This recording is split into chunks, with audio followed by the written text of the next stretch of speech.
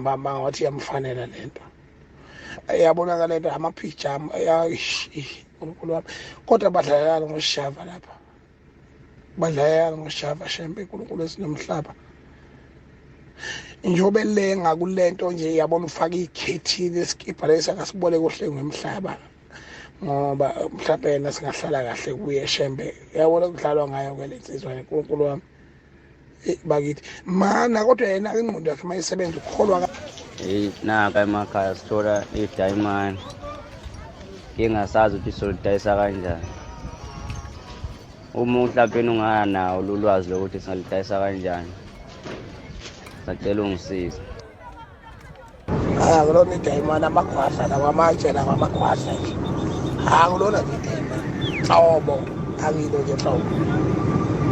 Bani niyogezisela ngalamanje lawo kulona idayimani. Kuba nothi idayimani lelo bale nikhohlisile.